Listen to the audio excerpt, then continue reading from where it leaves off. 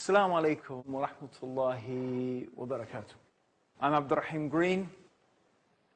You're joining me for the proof that Islam is the truth. And today I'm going to be talking to you about the stories of those people who heard the Quran.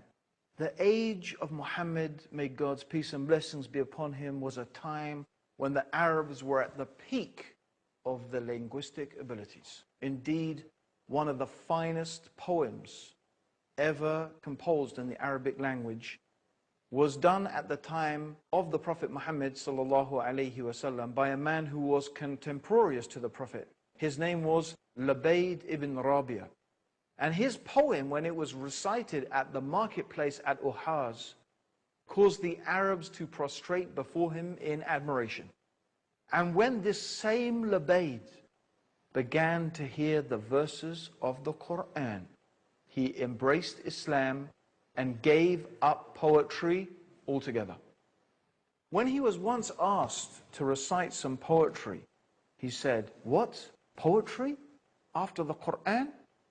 Indeed, many of the Arabs entered Islam just from hearing the Quran because they knew that it was conclusive proof of its divine origin. They knew no man could produce the like of the Quran and its eloquence.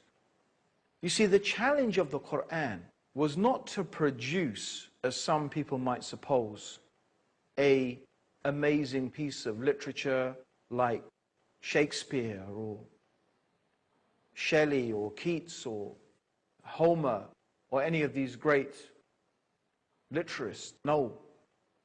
The challenge of the Quran was something much more fundamental. Because the Quran differed in its very structure. The very structure of the Quran was different from anything that had preceded before it in the Arabic language. And you see, in the Arabic language, poetry falls into 16 different bihar. The word bihar means sea. Why?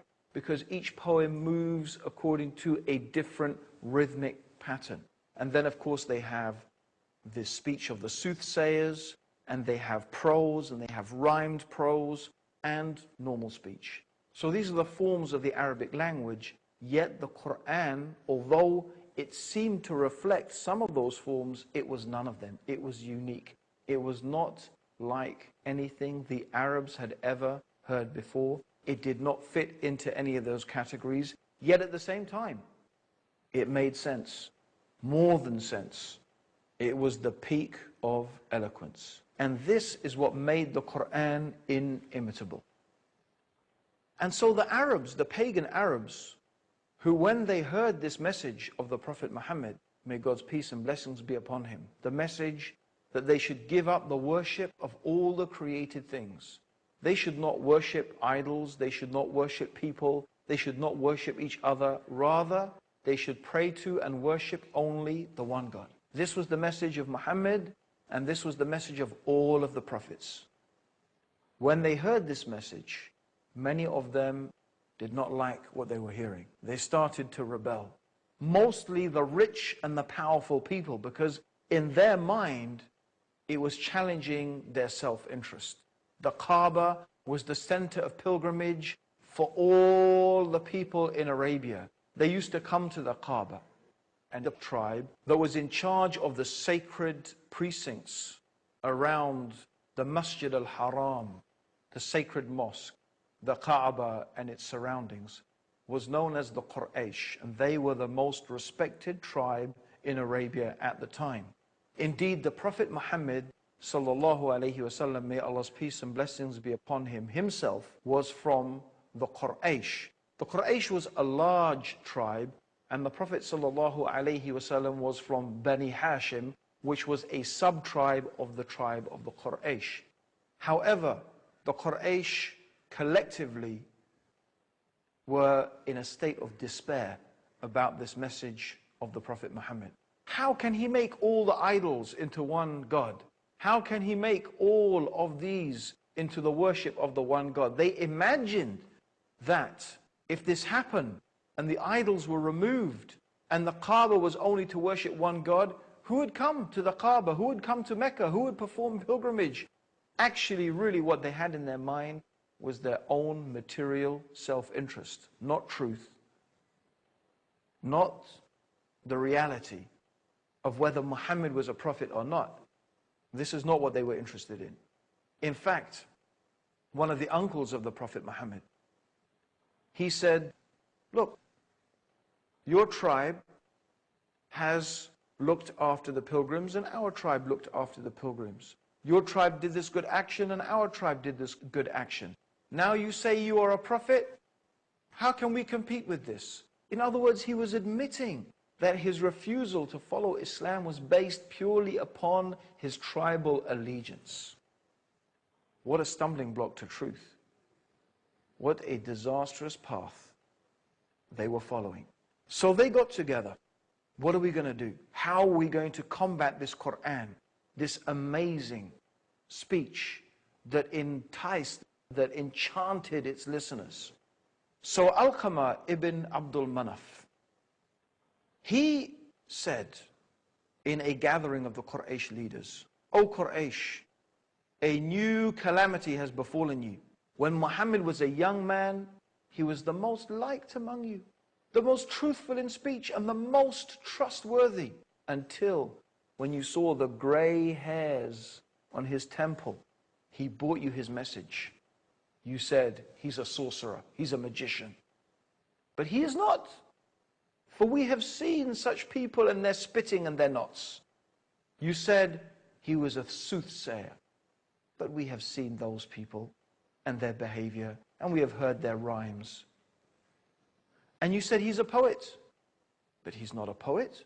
For what we know every type of poetry. You said he was possessed. But he's not possessed. We've seen the possessed people, and he shows no signs of their gasping and whispering and delirium. O men of Quraysh, look to your affairs, for by Allah, a serious thing has befallen you. Well, the Quraysh didn't know what to say. They tried all types of different things. They called the Prophet a soothsayer. They called him a magician. They called him a poet. They called him possessed. But none of these things were sticking. People didn't believe it because when they met the Prophet Muhammad, they knew that he wasn't like any of those things. So what they decided was that they were going to tell the people the magic of his speech turned a man away from his father, wife, brother, family, and tribe. This is what they said. And of course, in a sense, that was true. In a sense, the message that there is nothing worthy of worship except the one God was something very revolutionary, very different. It was something that separated the people who worshipped the one God from the people who worshipped others than the one God. So this is their claim. This is what they decided to say. The magic of his speech turned a man away from his father, his brother, his wife, his family. And then Abu Lahab. Abu Lahab was one of the uncles of the Prophet Muhammad sallallahu alaihi wasallam. And Abu Lahab would wait on the roadways into Mecca in the Hajj season. Now the Hajj is the pilgrimage, the annual pilgrimage. And that Hajj has been going on for thousands of years. Even before the time of the Prophet Muhammad, the Arabs used to make Hajj to Mecca. But the Hajj had become corrupted with idol worship over the years. But the people still used to come from all over Arabia to the Hajj, and this was the source of the wealth of the Quraysh, that of course they were so frightened that the message of Islam was going to destroy. I mean, as a side point, look how many people are going to Mecca today. They didn't suffer because of it, did they? Anyway, he went, Abu Lahab, and he used to go and warn people. He used to say, watch out. Be careful of this man, Muhammad. You know, he's my nephew. I know. Don't listen to him. He's got this speech that if you listen to it, even if you listen to it, you'll be fallen under its spell. Now there was a man. His name was Tufail ibn Amr. Now Tufail was the chief of the Daws tribe. He was the chief of a whole tribe. And he himself was a very distinguished poet. So he was an important man in society, the chief of his tribe. He was a poet, and he was on his way to Hajj. And as he arrived in Mecca, he was accosted by one of these Meccans, telling him all these stories, warning him, said, Muhammad this, Muhammad that, watch out for this man. He's so dangerous, you have to watch out for him. So this is what they were saying. Now I'm going to tell you the rest of his story after the break. Don't go away. Come back, listen to us, listen to this amazing story of Tufail ibn Amr and how he became Muslim by listening to the Quran.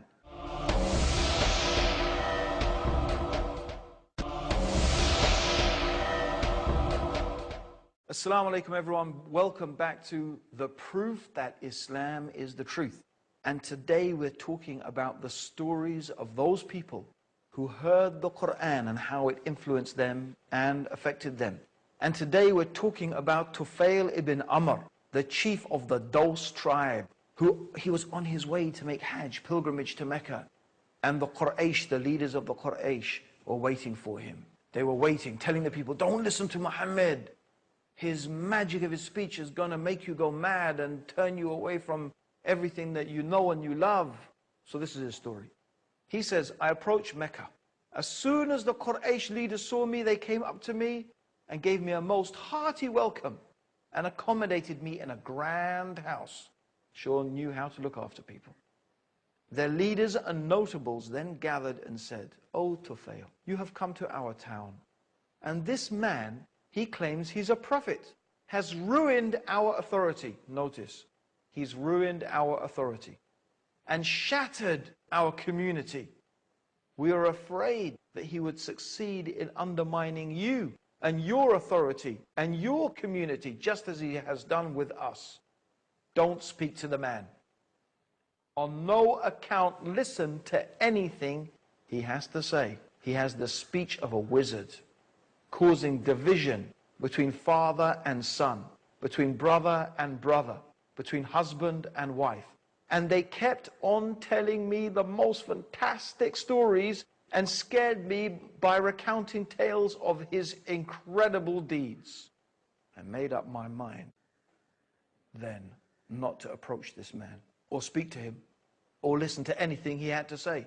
The following morning, I went to the place of worship, went to the Kaaba and made tawaf around the Kaaba as an act of worship to the idols that we made pilgrimage to and glorified.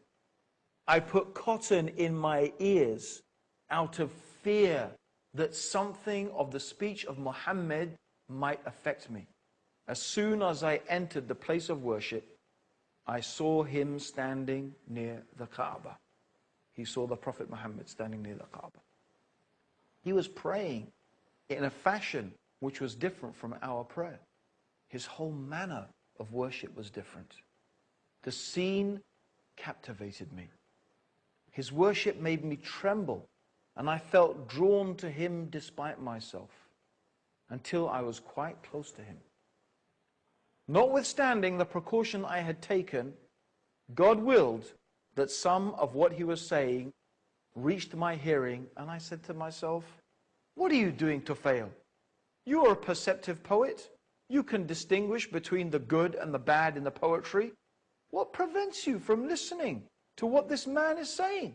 If what comes from him is good, accept it. And if it's bad, reject it. I remained there until the Prophet left for his home.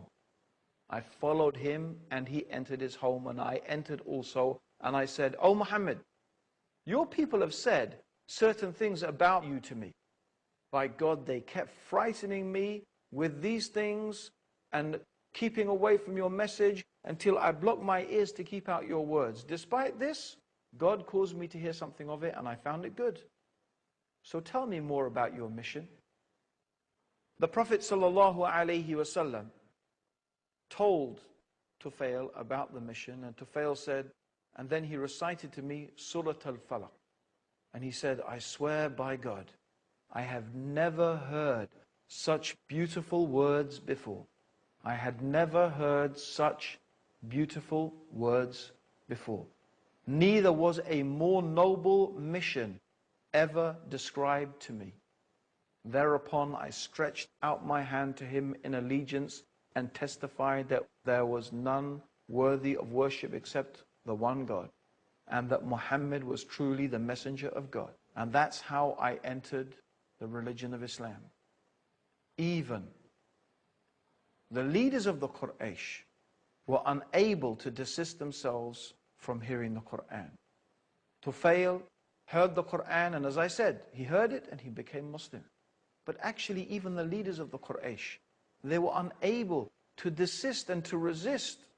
In fact, according to the seerah, or the biography of Ibn Ishaq, he mentions one incident when Abu Sufyan, who was one of the leaders of the Quraysh, and Abu Jahl and Abu Akhnas, they sneaked out of their houses in the night to listen to the Prophet reciting the Quran, hiding in their places until dawn. They sneaked out of them and they stayed listening to the Quran until the dawn, hiding. And on the way home, they bumped into each other and they reproached one another, saying, "Don't you ever do that again. For if one of the weak-minded fools sees you, it will arouse suspicion in their minds." So they all promised. But this happened 3 nights in a row. 3 nights in a row, they snuck out to listen to the Prophet reciting the Quran, and again they bumped into each other until they took a totally solemn oath. They swore that they would never do it again. This is the question, my dear listeners, that I want you to put to yourself. How is it possible for an unlettered and unlearned man, not versed in poetry, to be able to produce a work of unrivaled eloquence and perfect rhetoric, so that even the assembled experts and masters of all the forms of poetry in the Arabic language were unable to produce the like of its smallest chapter? Indeed, they chose to fight the Prophet rather than meet this challenge. The flower of the nobility were killed, their trade and reputation destroyed. How could they choose this rather than count the verses of the Quran? Let us look at another story. This is the story of Umar ibn al-Khattab. He became one of the strongest defenders of Islam. But before that, he was one of the most violent enemies against the Muslims. He took it upon himself to physically abuse and attack the Muslims. And things became so bad for the Muslims that they were forced to flee. And this was something unheard of. That people should flee their own tribes, that they should flee their own people, because the Arabian society was held together by tribalism. But the Muslims were fleeing their own tribes and they fled to go and live in Abyssinia. And when this happened, Umar really began to think about things. And he was really unhappy about it. And the more he thought about it, the more unhappy he got. Until one day he decided, I am going to kill Muhammad. I've had enough. He took his sword and he was on his way to kill the Prophet Muhammad. But on the way, he met one of the people who had become Muslim secretly. And he said to him, "Where are you going, Umar, with your sword drawn like that?" He said, "I'm on my way to kill Muhammad." So he started to think, what can I do? And then he remembered that in fact the sister of Umar had already become Muslim. He said, "You know what, before you deal with Muhammad, maybe you should deal with your own family first." He said, "What do you mean?" He said, "Your sister, she has become Muslim." So Umar was so infuriated. He was so mad. He changed direction, still with his sword drawn. He headed off to his sister's house. He arrived. And when he got to the door, he heard a noise that he had not heard before. He smashed down the door, and there he found his sister and her husband reading something. She jumped up, and he hit his sister, and she fell on the floor and started to bleed. The sister of Omar said, "Okay, I have become Muslim. Do what you like with me. Kill me. I don't care. I've become Muslim. So what?" And when Omar saw his sister lying there, bleeding and so vigorous and defending herself and not even afraid to die, he calmed down. He said, "My sister, what is that you are reading?" She said, "They are the verses of the Quran, the speech of God, the words of Allah." He said, "Let me see it." She said, "No, not until you wash yourself first." So she made Umar wash his hands so he could not touch the paper of the Quran without washing himself. And then he sat down and he began to read. And as he read, and as he read, and as he read, the Quran began to enter his heart. He put the Quran down and he went off. He went to the place where the Prophet Muhammad sallallahu alaihi wasallam was. "Where is Muhammad?" he said. There people were saying, "Muhammad, it is Umar. He has come." The Prophet said, "Let him in." Umar came. He said, "O Muhammad, I testify and bear witness that there is nothing worthy of worship except the one God, Allah, and I bear witness that Muhammad is the messenger of Allah." And this is how one of the strongest and most vigorous opponents of Islam, Umar, became one of the most strongest and vigorous defenders of Islam. And he is famous until today for his justice and for his piety and for his standing up for the truth. It's another story of another person who embraced Islam just from hearing the beautiful words of the Quran. How much more do you need in order to be convinced that Islam is the truth? You need to hear more stuff? Well, there is more. Join us in our next episode for more amazing evidences of the divine origin of the Quran and for the proof that Islam is the truth. Until then, Assalamu alaikum wa rahmatullahi wa barakatuh.